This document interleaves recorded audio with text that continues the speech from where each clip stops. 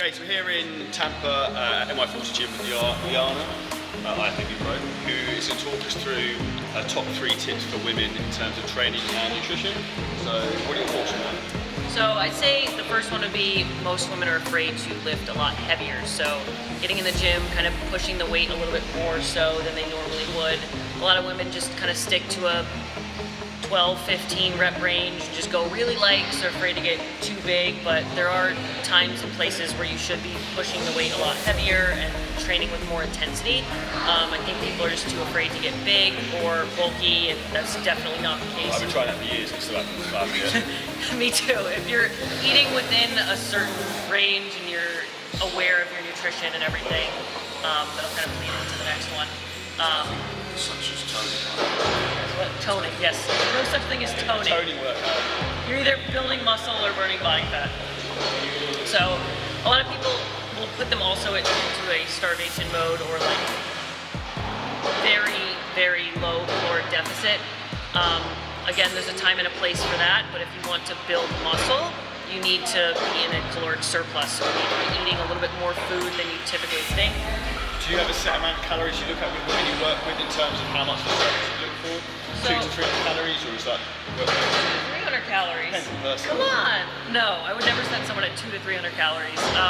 Typically, you'll take what they're eating currently and then build upon that, either lower or increase depending on, like, the baseline diet is what is most important from what they're currently doing, and then adjusting based on that. There's really no set calories that you can give someone from a baseline. Yeah, it's a moving variable, isn't it? Yeah.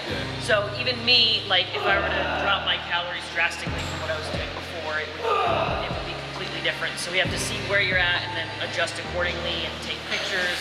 And that's the whole point of having a coach and a checking process. Yeah.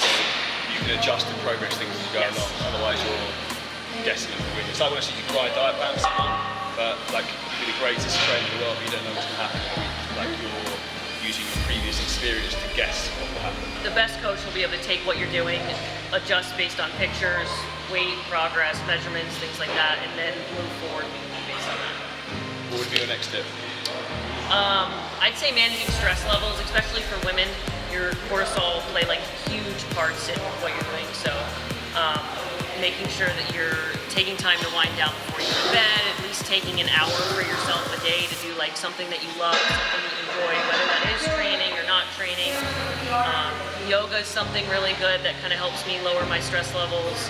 And then especially after you train, you're in such a high sympathetic state that we want to kind of lower that after, so getting you down to a calmer, more parasympathetic state. So do you have any techniques you use to do that?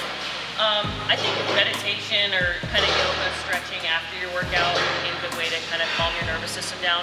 Even just sitting on the floor relaxing, just kind of breathing into your body, feeling all of the muscles that you just worked, things like that. So there's more some tips there. So for anyone to find out a bit more about you training in town, how can you get in touch? My Instagram is Lianna_IFBB Pro. And then here in Tampa at M140 Gym, I'm a coach here, so I'd love to work with anyone. For any online coaching or any questions, that's why hit the link below in the bio, in the summary, and make sure you subscribe to the channel.